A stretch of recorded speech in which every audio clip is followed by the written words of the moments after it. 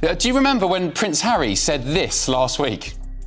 Beginning of 2020, I was scored the highest as far as risk was concerned, and then overnight I was reduced to the lowest. Oh, boo-hoo. Yeah, that's when he was complaining after losing a court appeal demanding British taxpayers fund his security on visits to the UK. He lost the case, of course, because he and Meghan chose to step away from the royal family and embark on a life of celebrity in America.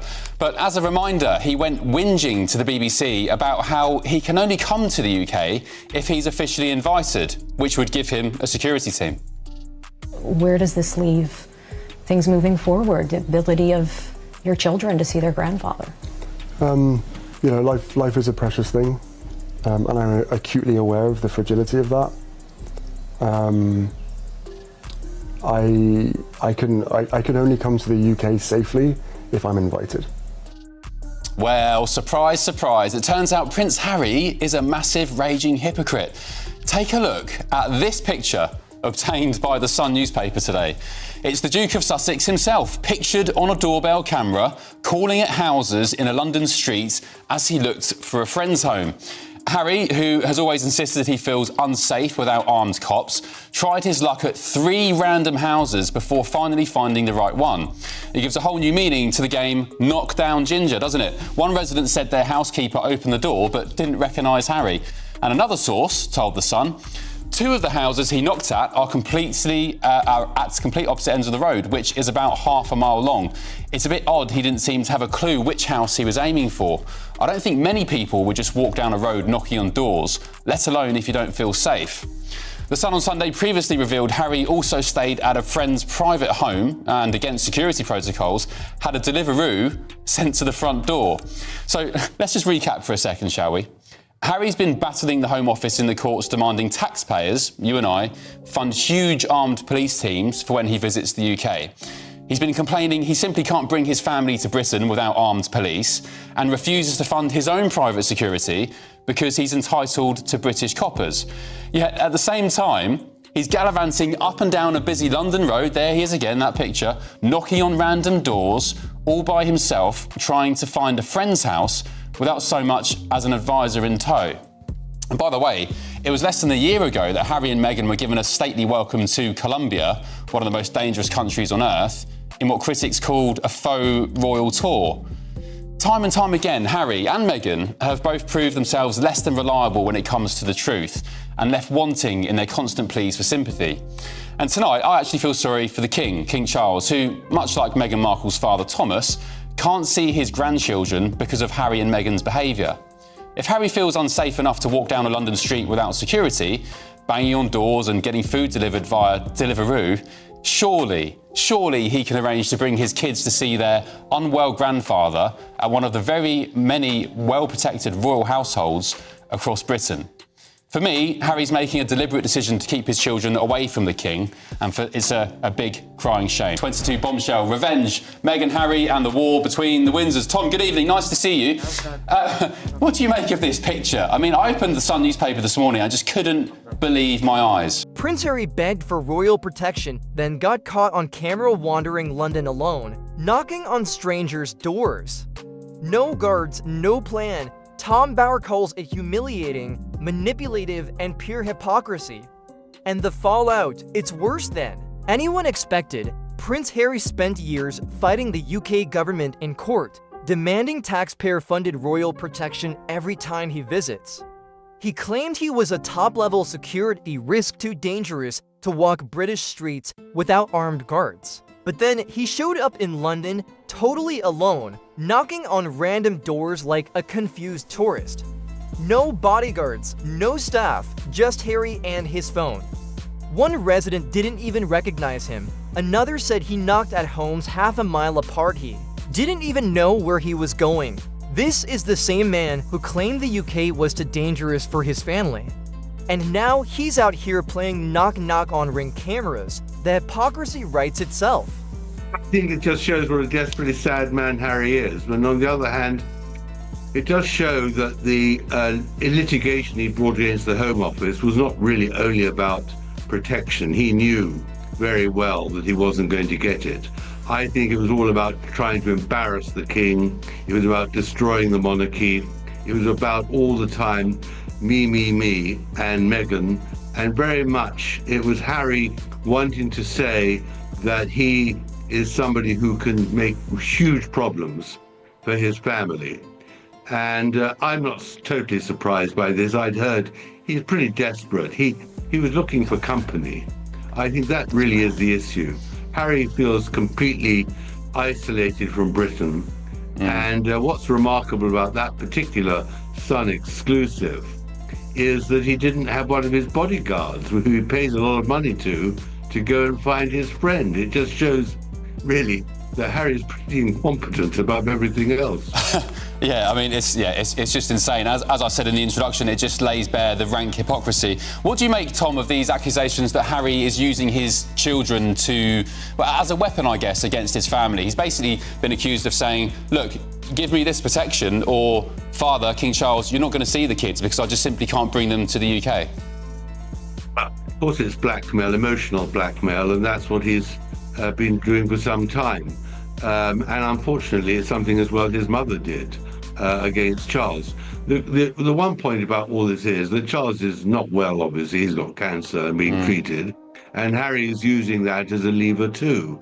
I think he did that interview because he was incandescent that in the end, his litigation failed. It cost him allegedly £1.5 million and got him nowhere. And he shouldn't have started in the first place. The point about Harry is he doesn't know what to do anymore. He's losing all sorts of relations in Britain. He hasn't got a purpose. He's embarrassed with his charities in Africa because not only the Centre charity, but also Africa Parks is now causing him great problems. Invictus is really only once every 2 years. He's losing any reason for being the prince. And I think he's now realizing, slowly but surely, he made a terrible mistake by leaving. And this is what it's all about now. Make me an offer so I don't cause you too much embarrassment in the future. Tom Bower didn't just react, he went for the jugular. He called Harry delusional, desperate, and accused him of emotional blackmail. That's right, Harry allegedly used his own kids as leverage. No security, then Grandpa Charles doesn't get to see the grandkids. That's not royal, it's petty. And while Harry was wandering the streets like a lost delivery driver, Meghan was busy posting glam selfies from a Beyoncé concert. Meghan Markle, not to be confused with Meghan Sussex because even she doesn't know who she's trying to be this week, and that hat Harry wore looked like a lost souvenir from a Coachella yard sale. The critics say it's all a PR game. If a person's not useful to her anymore, she ghosts them, but sure, Harry's happy giving speeches. Like he's still an active royal. It's pathetic. Even Charles didn't marry a yacht girl.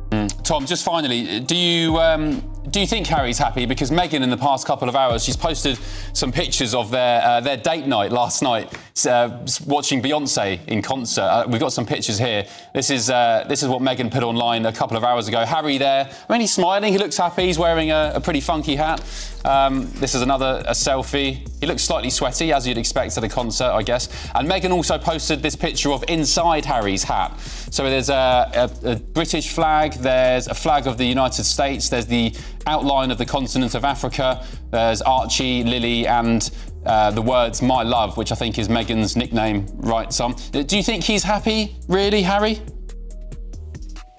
I think they're just absolutely brilliant media manipulators. It is extraordinary how the moment one headline comes up, or like the one in the Sun, or the moment Kate does something with her children, the Montecito media machine gets whirring up, immediately gets the retaliation in, and this is really all just part of the battle. No, he's not happy.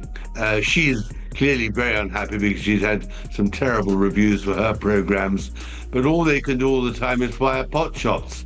Yeah. And we on this side are enjoying the spectacle because there's only one way that this can end in the end, and that's badly. But there's a lot more peaks and troughs and hijinks to go before we really see the climax of this astonishing saga. Yeah, the Sussex psychodrama, as they call it. Tom Bower, thank you for your company. Really appreciate it. Let's get the thoughts of my panel now. The former Labour advisor Paul Richards, former Scotland Yard detective Peter Bleksley, and the journalist and broadcaster Linda Jubilee. Good evening, panel. Have you had a nice day in the sun? Lovely. We have. Good. You all look quite spring-like. Yeah, we're looking good. Ready to go. Linda, the Lib Dem. Paul, the Green. If only. Peter, the what are you? You take a guess. Peter, you're just Bleksley. You don't need a nickname. Linda, let's start with you. Ladies first. Do you feel sorry for Harry? I do. He looks thoroughly miserable in my book. I don't know that I feel sorry for him. I'm becoming increasingly irritated by him.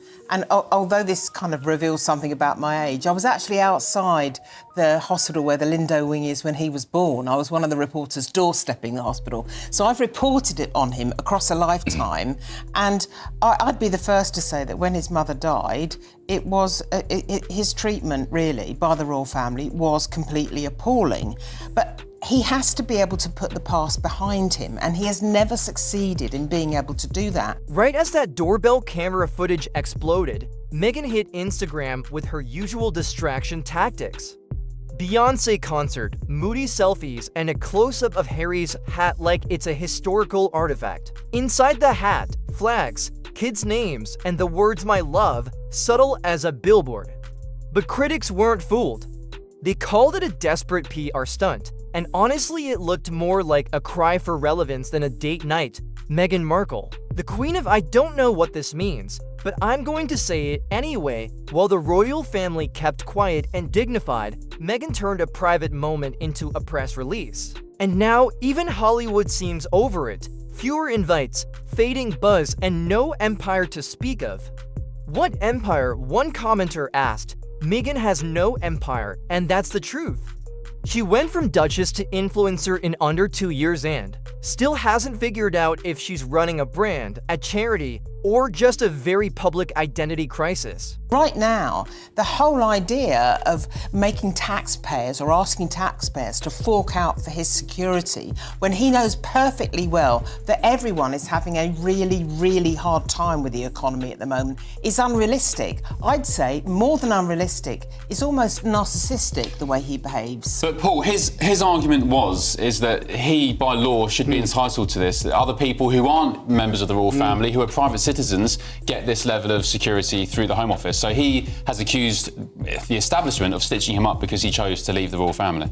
I mean, it reminds me a little bit of that scene in Love Actually where the Prime Minister is knocking on doors to try and find the girl of his dreams. But Hugh Grant in the movie had a copper with him, and this guy now is just wandering about London without any protection. I mean, that's insane, at all. isn't it? What's going through his head doing that? Very, very dangerous thing. And, you know, not taking on the arguments about whether he should have security or not, that's been settled by the courts. But, you know, he did serve in Afghanistan, and there are people that would quite like to assassinate the son of a king, you know, who hate Britain. And to put himself in harm's way like that just seems daft. Where were the security detail? Did he dismiss them? What's going on? What do you make of this picture on the screen, Peter Bleksley, former Met Police detective? I mean, what would you say to Harry if you were his security advisor? Well, I've supplied security to higher net worth individuals in the private sector. So I've protected people similar to him. And for him to be able to go walkabout down a London street without a security detail will have been his decision and his alone, and only he can make that decision if he is paying the security company. So I should strongly suspect that's what he's done. Now, when I read his book, Spare, I was absolutely astonished at the amount of drug taking he admitted to.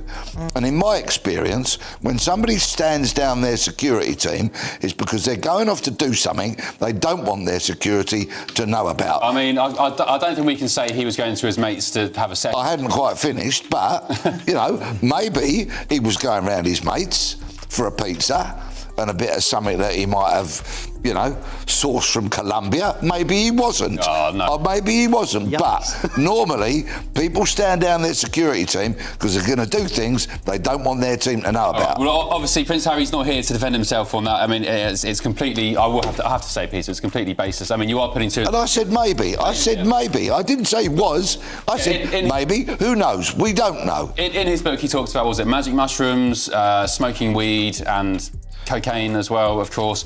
What do you make, though, Linda, of these pictures that Meghan's put up tonight? Tom Bauer just said there's a PR exercise if we can get them back up. Oh, they went to a completely. Beyonce concert, they're happy. It's They're in love with Linda, completely- look at them, they're having a great time on a date night. It's all a charade. Total. It's a total grandstanding charade. What do you think of his hat?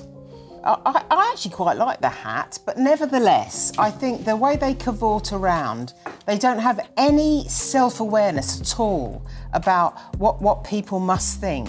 They need to stop all of this, stop all the Netflix stuff, stop all the stuff that leans on all their connections, and start thinking about how they might actually make a meaningful documentary and how they might actually, for example, amplify the Invictus Games or start a new charity or add to some good work. Well, how are they going to make a living if they don't carry on with all this that's my tripe point. that they keep churning out? That's my Don't you think point. the hat is a bit bonkers, though? What's it got, like writing and stuff on the It inside? says Archie, Lily and My Love. My Love is the Who has that in nickname a for hat? Meghan. Who has that in a hat? Paul, do you think Prince Harry, finally, before we move Yeah. on, Prince Harry said that he's going to be asking Keir Starmer for help in this process to try to reform the security that's arrangements with the Home impossible. Office and so on? I can't see it because of the reasons that have been discussed in law, but also just in terms of public opinion. I think he's made his own bed, he has to lie in it now. Yeah, all right. I had, viewers at home, I had made a private pledge never to, A, do trans topics again, which I've stuck to, and B, not talk about Meghan or Harry. But this picture this morning, I woke up and I was astounded. The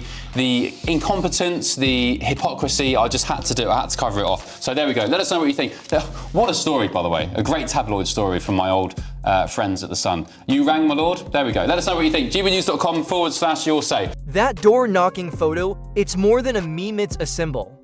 Prince Harry, once inside palace walls, now locked out, literally and figuratively. He burned the bridge, sued the system, and now stands on the outside looking in. You can't torch your legacy and still expect royal perks and Meghan? She's busy posting while the empire quietly crumbles. This isn't just a fall from grace, it's a slow fade into irrelevance. So what do you think? Is Harry the victim of bad press-worthy architect of his own downfall? Drop your thoughts below because the Royal Circus isn't packing up anytime soon, and we've got receipts.